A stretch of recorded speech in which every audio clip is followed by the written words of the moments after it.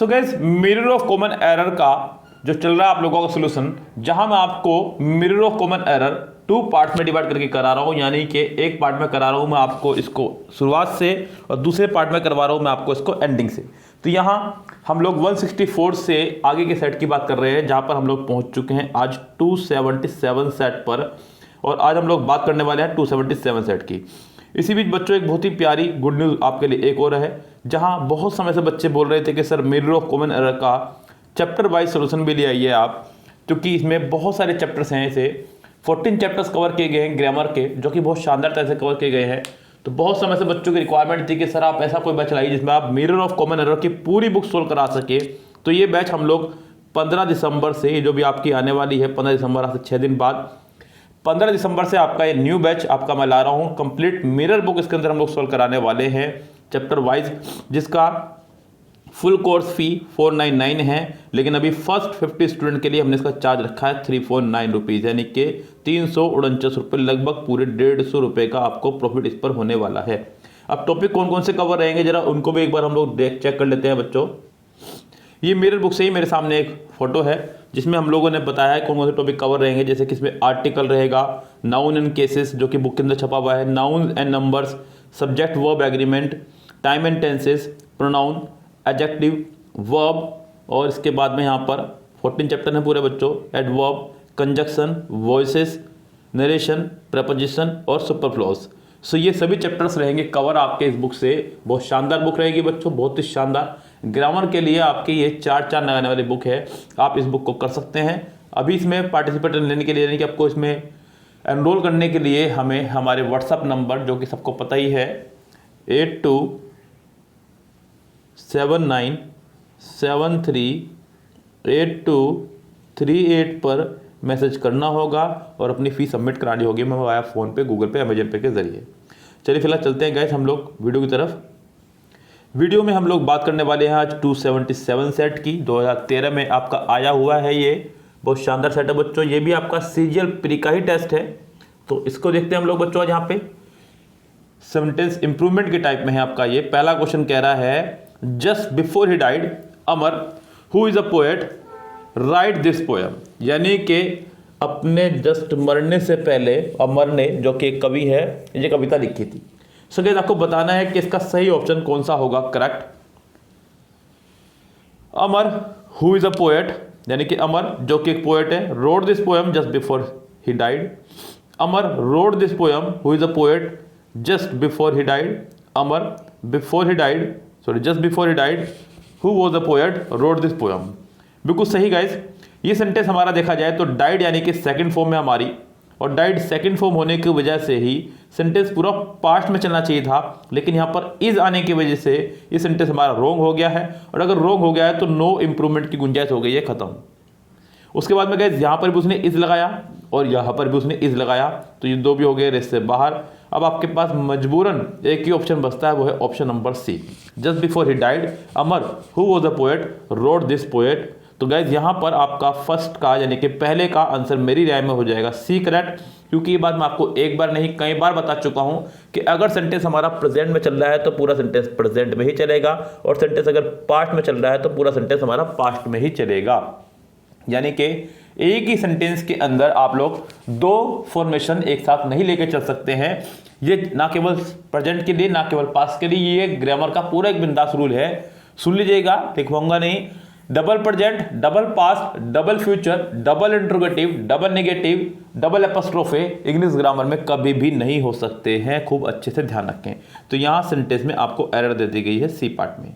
चलिए बच्चों चलते हैं नेक्स्ट सेंटेंस की तरफ। कह रहा है कि the flag will be raised on the 15th of अगस्त। ये बहुत टुच्चा सेंटेंस है, जरा ध्यान दीजिएगा बच्चों। मैं इसके अंदर एक बहुत छोटी सी बात आपको बताने वाला हूं। हालांकि इस सेंटेंस के अंदर कोई एरर नहीं है, लेकिन मैं आपको बता सकता हूं कि एग्जाम में आपको किस तरह से एरर दी जा सकती है। ध्यान दीजिएगा बच्चों, यहां पर उसने इस्तेमाल किया the flag will be raised, यानी कि सॉरी झंडे को ऊपर उठाया जाएगा। बच्चों यहाँ पे जो वर्ड आप देख रहे हैं रेज्ड, यहां से आपको बेवकूफ बनाया जाएगा। ये एक वर्ड है रेज, इसकी सेकंड फॉर्म लगाई गई है। एक वर्ड होता है आपका राइज, जिसकी सेकंड फॉर्म में रोज, फर्स्ट फॉर्म में राइज, इसकी फर्स्ट फॉर्म में रेज। यहां पर दोनों वर्ड को लेकर के कई बार प्रॉब्लम दी जाती है बच्चों। राइज का मतलब भी ऊपर उठना और रेज का मतलब भी ऊपर उठाना, लेकिन दोनों में अंतर क्या है गाइस, राइज तब लगाएंगे जब कोई चीज अपने आप ऊपर उठ रही हो तब आप राइज का इस्तेमाल करते हैं, जब किसी को ऊपर उठाया जा रहा हो तो रेज का इस्तेमाल करते हैं गाइस। यहां थोड़ा सा आपको बेवकूफ होने से बचना था, क्योंकि यहां पर आप लोगों के साथ में ऐसा ही खेल खेलने वाला है वो एग्जामिनर। एग्जाम में आपको यहां पर रेज की जगह रोज दिया जा सकता है और बच्चे सोचेंगे ठीक है बिकॉज रोज का मतलब भी ऊपर उठना ही है, लेकिन बच्चों ये राइज का सेकंड फॉर्म हो जाएगा और इसका मतलब हो जाएगा स्वतः किसी चीज का ऊपर उठना, जबकि झंडे को आप खुद से ऊपर उठाएंगे वो अपने आप ऊपर नहीं उठने वाला है। सो गाइस यहां इसमें बच के रहना है। हालांकि फिलहाल यहां पे कोई एरर नहीं है, क्योंकि देखा जाए तो बच्चों बी के साथ में थर्ड फॉर्म आया करती है जो कि है। दूसरी बात ये आपका अगर देखा जाए तो नॉन लिविंग सब्जेक्ट है, यानी कि ये आपका हो गया ऐसा सब्जेक्ट जो अपने आप काम को नहीं हो सकता है, इसलिए सेंटेंस बनेगा पैसिव में। इसमें बनेगा बच्चों पैसिव में। यस गाइस, तो सेंटेंस का पैसिव बनना बहुत जरूरी था। तो the flag will be rising, तो यहां पे फ्यूचर कंटिन्यूस हो जाएगा जो कि रॉन्ग हो जाएगा। Will be raised on 15 August, so guys यहां पर भी सेंटेंस हमारा हो जाएगा रॉन्ग, क्योंकि यहाँ पे ऑफ नहीं आया है। तो गाइस मुझे नहीं लगता सेंटेंस में कोई प्रॉब्लम है, सेंटेंस हमारा ऑलरेडी पूरा करेक्ट है। If I had the money I would have bought the house, यदि मेरे पास पैसा होता तो मैं घर खरीद लेता। सो गाइस ध्यान दीजिएगा, यहाँ एक बहुत ही प्यारा स्ट्रक्चर आप लोगों को मुझे बताना था। वैसे मैं ये बात कई बार बता चुका हूँ, लेकिन मिरर ऑफ कॉमन एरर एक बार फिर से स्टार्ट हो रही है, यानी कि बीच में से हमने फिर से शुरू किया इसको। हो सकता है कुछ बच्चों की कनेक्टिविटी टूट गई हो हमारे से इस वजह से ही। सो जरा सुन लीजिएगा, ये आपके दो रूल हैं जो आपको दुखी करते हैं। एक तो if plus subject plus had plus noun. बच्चों यहाँ पे ये इस्तेमाल यहाँ पे नाउन ही हुआ है मनी के साथ में। जैसे ही यहाँ पे नाउन इस्तेमाल होगा, यहाँ पर हैड आपका एज ए सेकंड फॉर्म काम करेगा, ना कि as a helping verb. If plus subject plus had plus noun, had यहाँ पर एज ए सेकंड फॉर्म काम कर रहा है हैव की। यदि मेरे पास पैसे होते तो नेक्स्ट पार्ट में हम लोग फिर वुड हैव का इस्तेमाल नहीं करेंगे। नेक्स्ट पार्ट में सिर्फ आपका इस्तेमाल होगा वुड प्लस फर्स्ट फॉर्म का। और अगर आप यहां पर इस्तेमाल कर रहे हैं if plus subject plus had plus third form, तो नेक्स्ट पार्ट में हम लोग इस्तेमाल करते हैं फिर वुड हैव का। अब गाइस आपके पास दो ऑप्शन है, या तो आप यहां पर हैड के साथ एक थर्ड फॉर्म लगा दें, या फिर आप यहां से वुड के साथ हैव हटा दें। अब देखते हैं ऑप्शन हमें क्या कह रहा है। If I have the money I would have, ये तो पूरा ही रॉन्ग हो गया बच्चों, ये कोई रूल है ही नहीं अगर देखा जाए तो। अगले ऑप्शन में चलते हैं बच्चों, तो यहाँ पे आई हैव हैड हो गया जो कि रूल नहीं है। तीसरा ऑप्शन करेक्ट है बच्चों, आई हैड हैड। रूल यहां पर यही इस्तेमाल किया उसने, हैड के साथ में थर्ड फॉर्म के रूप में आपको, इसलिए वो हैड ही ले आया। अब यहाँ पर ये हैड हेल्पिंग वर्ब है और यहाँ पर ये हैड हमारा मेन वर्ब हो गया है, यानी कि सेंटेंस हमारा हो गया है correct, C option. I wish I knew what is wrong with my car. काश मैं पता लगा पाता कि मेरी कार के साथ क्या हुआ है। सो गाइस यहां सेंटेंस में कुछ बच्चे थोड़ा सा कंफ्यूज हो सकते हैं आई न्यू को देख करके कि सेंटेंस में सेकंड फॉर्म आई है तो क्यों ना आगे हम लोग इज की जगह वॉज का इस्तेमाल करते हैं, लेकिन यहां ये गड़बड़ी मत कर देना। ये सेंटेंस हमारा आई विश से चल रहा है। आई विश एक कंडीशनल वे को शो कर रहा है बच्चों, जैसे कि आपका वर्ड हो गया आई विश, या फिर इसी के जैसा एक और वर्ड हो गया हमारा एज इफ, या फिर एक और वर्ड हो गया ओनली इफ। सो गाइस ये हमारे कंडीशनल वे को शो करते हैं, हमारे कंडीशनल रवैये को शो करते हैं। तो इनसे जो सेंटेंस है हमारा मोस्टली पास्ट ही बना करता है। तो यहां पर इस वजह से पास्ट है, लेकिन आगे वाला ये आपका प्रेजेंट में रहेगा बिकॉज पीछे विश है आपका। तो सेंटेंस में अगर देखा जाए तो मेरी राय में कोई प्रॉब्लम नहीं है, यानी कि नो इम्प्रूवमेंट होना चाहिए, लेकिन फिर भी मैं ऑप्शन को देखता हुआ चलूंगा। आई विश आई नो, जी नहीं। I wish I knew what was no, जी नहीं। आई विश आई हैड, जी नहीं। आपका सेंटेंस का आंसर होगा डी ही पूरी तरह से correct. The game is more important than the winning of the prize. कह रहा है कि गेम इज मोर इंपॉर्टेंट, यानी कि खेलना ज़्यादा इंपॉर्टेंट है इनाम जीतने के मुकाबले। यानी नहीं कि आपने पार्टिसिपेट लिया यही बहुत है। जैसे कि इस बार बहुत सारे बच्चे जो है बहुत कम नंबर लेकर के आए हैं और वो इसी वजह से सिलेक्ट नहीं हो पाए हैं।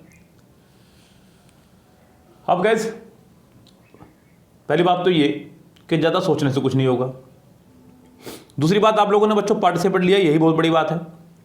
अब गाइस लेकिन उसके आगे की कहानी आप लोग खुद खराब कर रहे हैं, ये सबसे दुख की बात है। इस समय मैं देख रहा हूं बच्चों यूट्यूब पर कुछ चैनल्स कैंपेन चला रहे हैं, एसएससी के ऊपर कैंपेन चलाएंगे, वैकेंसी लाओ वैकेंसी लाओ वैकेंसी लाओ। अब एसएससी आप लोगों की ऐसे बच्चों, मैं मानता हूँ कि इससे फ़र्क पड़ता है, ऐसा बात नहीं फ़र्क नहीं पड़ता है, लेकिन बच्चों कैलेंडर आना ही है, वो अपने समय पे ही आएगा, इनके कैंपेन से कुछ नहीं होने वाला है। दूसरी बात, आप लोग अपनी पढ़ाई से भ्रमित हो जाएंगे और इधर उधर भटकने लगेंगे। आपको ट्वीट करना है, आप ट्वीट कर दीजिएगा, लेकिन इतनी ज़्यादा एक्टिव मत रहिए कि आप लोग पढ़ाई बंद कर दें अपनी। क्या होगा बच्चों कि आप लोग इस समय, ये है पढ़ने का समय, अगर मान लीजिए जनवरी तक कैलेंडर नहीं आता, वैसे हमने आपको जनवरी तक ही बोला है, ऐसी क्या आपको अब बच्चों कैंपेन चलाने की मुसीबत आ गई है? देखो जनवरी से पहले कैलेंडर नहीं आएगा, ये बात सबको पता है, उनको ही पता है जो कैंपेन चला रहे हैं। लेकिन इस समय आप लोग ये इस तरह की चीज़ों में एक्टिव ना रहे हैं तो अच्छा होगा। आपके पास पूरा दिसंबर पड़ा है, जनवरी पड़ा है, आप अपना बहुत अच्छा डिवीज़न या फिर कोई भी चीज़ नहीं सीख सकते हैं जो आपकी वीक है, लेकिन इस बीच आप इसी काम में लग जाएंगे तो आपका होगा ही नहीं। अब जनवरी में वैकेंसी आ जाएगी, फिर 3 महीने बाद एग्जाम आ जाएगा, फिर 3 महीने में बताओ बच्चों किस तरह से तैयारी आप लोग करेंगे और किस तरह से आप लोग सिलेक्शन लेंगे, फिर आपका समय हो जाएगा व्यर्थ। यस, थोड़ा सा समझने के पॉइंट ऑफ व्यू से भी समझिए बच्चों। देखिए सिलेक्शन तो पढ़ के ही होगा, ये बात आपको पता है, हमें पता है। आप लोग ट्वीट करिए जा करके, इतना ज़्यादा एक्टिव होने की जरूरत नहीं है कि हर समय आप, मेरे पास बहुत सारे बच्चे दिन में कम से कम 10 बार, हफ्ते में 4 बार मैसेज भेजेंगे कि सर वैकेंसी आएगा नहीं आएगा, सर कुछ चैनल वाले बोल रहे हैं, ऐसे कुछ बोल रहे हैं, कोई बात नहीं, उनको बोलने दीजिए, उनका वीडियो बनाने का मन है बनाने दीजिएगा। आप लोग इतना एक्टिव मत रहिए, आप लोग सिर्फ अपनी पढ़ाई पर फोकस कीजिए, जो मेन चीज़ है। सिलेक्शन तो इसी से होना है। मैं आपको ऐसे समय पर, जिस समय पर कोई वैकेंसी हाथ में नहीं है, मैं आपको मिरर बुक करा रहा हूँ और आप लोग नहीं देख रहे हैं। कमाल की बात तो ये है, आप सोचते हैं कि बिल्कुल एग्जाम जब आ जाएगा पूरी बुक, पूरी की पूरी प्लेलिस्ट देख लो, हमें 200-250 वीडियो, फिर बच्चों आप बहुत खबर दबड़ में देखेंगे तो आपको मज़ा ही नहीं आएगा, आप डेली एक एक देखते रहेंगे, आपको पता भी नहीं चलेगा। जिसके यही तो होता है आप लोगों की करंट अफेयर्स के साथ में भी, आप लोग करंट अफेयर्स भी डेली नहीं देखते हैं, आप लोग सोचते हैं कि पूरा ईयर का रिवाइज मार लूंगा मैं, फिर वो आपको याद थोड़ा रहती, फिर आप कहते हैं पढ़ावा नहीं आया। पढ़ावा तो तब आएगा जब आपने पढ़ाओ ढंग से। इसलिए गाइस लग जाइए तैयारी में अपनी।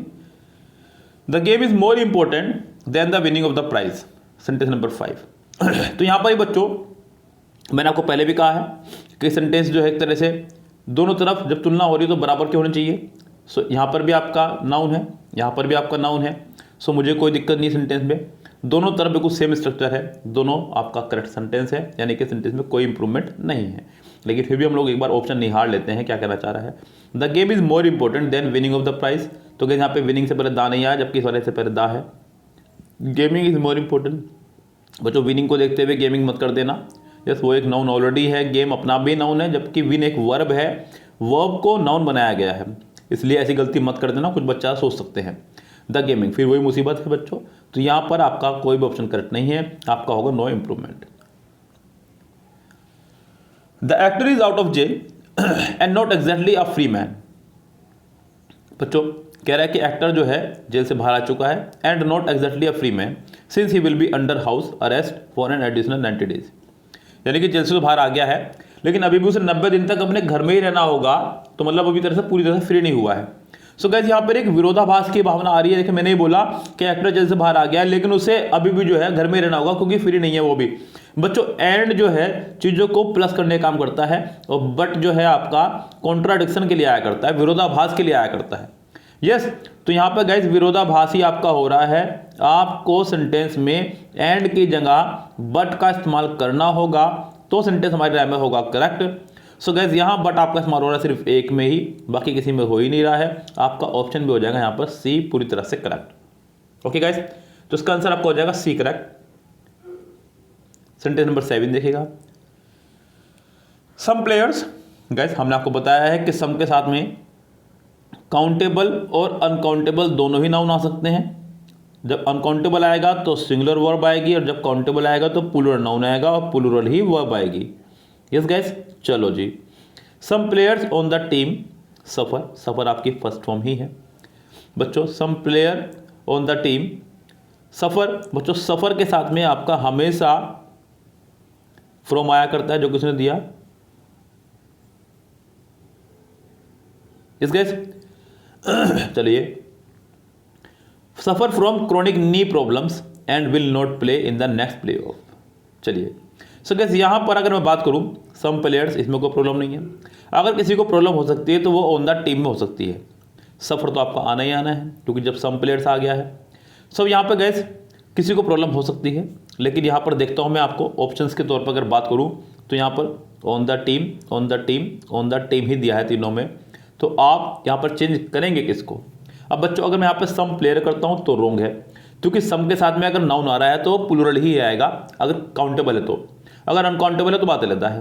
तो ये बाहर हो गया रेस से। अगर मैं यहाँ पे सम प्लेयर्स करता हूँ तो वर्ब सिंगुलर दे दी उसने, ये रेस से बाहर हो गया। तो अब यहाँ पे बच्चों प्लेयर भी रोंग दे दिया है और सफर्ड भी रोंग दे दिया है, क्योंकि आगे सेंटेंस प्रेजेंट में चल रहा है, मतलब मैं विल को प्रेजेंट में रखता हूँ और वुड को पास्ट में। ये मेरा अपना फंडा है। सो गैस यहाँ ऑप्शन ही करेक्ट नहीं है कोई भी, ये बात सत्य है गैस। अगर बात करूँ मैं इंग्लिश ग्रामर के हिसाब से तो आ प्लेयर इन टीम ही होना चाहिए था, जो गलत कायदे की है। यस, लेकिन यहाँ पर आपका ऑप्शन ही नहीं है। सो आप लोग कहाँ जाएंगे?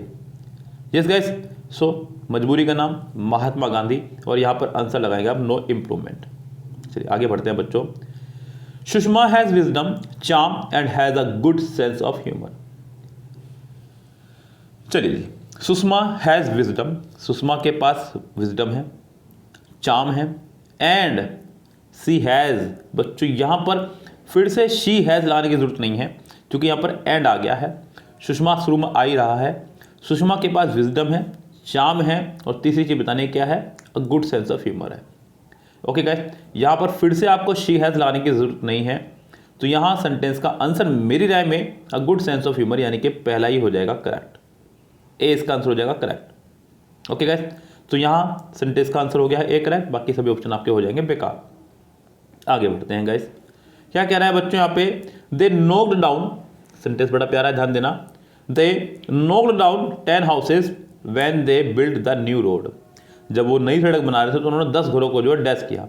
अब गाइस यहाँ पे जो उसने नोक डाउन का इस्तेमाल किया, KNOCK, नोक डाउन। बच्चों नोक डाउन का मतलब होता है किसी को, यानी किसी व्यक्ति के लिए लगता है ये मार कर गिराना, मार कर गिराना बच्चों, किसी को मार कर गिराना, इस तरह से गिराना। लेकिन वहाँ मकान गिराए गए हैं बच्चों। यस, मकान को मारकर नहीं गिराया जाता बच्चों, वो वेरी नॉन लिविंग थिंग्स है। तो वहाँ पर अगर मैं बात करूँ रिबूट तो आने से रहा, रप्चर्ड आने से रहा, तो आप पुल डाउन लगा सकते हैं। पुल डाउन मतलब किसी भवन को गिरा देना। तो इसका आंसर आपका हो जाएगा बी करेक्ट। ये बच्चों आपका एक फ्रेजल वर्ब है अगर देखा जाए तो। यस, फ्रेजल वर्ब आपको याद करनी होंगी, बहुत सारी, जितनी याद कर सकते हैं उतनी। ये बहुत बेस्ट ऑप्शन है आपके लिए। आगे बढ़ते हैं गाइस, यहाँ पर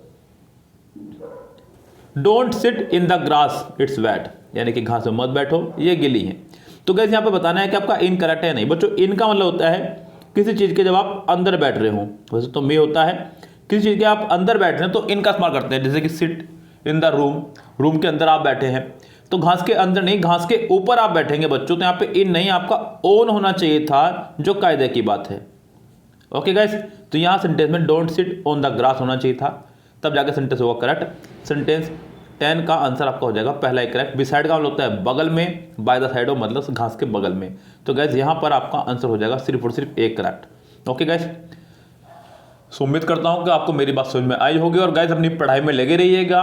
मैं फिर से बोल रहा हूँ, आपके वैकेंसी आनी है, सिलेक्शन आपका होना है, लेकिन सिर्फ और सिर्फ पढ़ करके। अभी से अगर आप लोग लग जाएंगे, अभी से डेली करंट अफेयर पढ़िए एक एक रोजाना, अभी से डेली मेरे साथ मिरर बुक पढ़िए कंटिन्यू। मिरर बुक का कंप्लीट ग्रामर बैच शुरू कर दिया है, आपको लेना है आप ले सकते हैं, नहीं लेना है कोई दबाव नहीं है, लेकिन मैं तो आपको कहूँगा कि आप सिर्फ पढ़िए। ये मौका है आपके पास किरण बुक पूरी फिनिश करने का, MBA बुक फिनिश करने का, फिर एग्जाम टाइम पर आप फिनिश नहीं कर पाएंगे। सो ये चीज़ें हैं बच्चों जो सीखनी होंगी आपको। यस, ये समय आपको पढ़ने का है, टाइम वेस्ट करने का नहीं है इधर उधर। बाकी तो आप लोग समझदार हैं। चलिए फिलहाल घर चलते हैं, लेता आपसे विदा। Goodbye, have a nice day.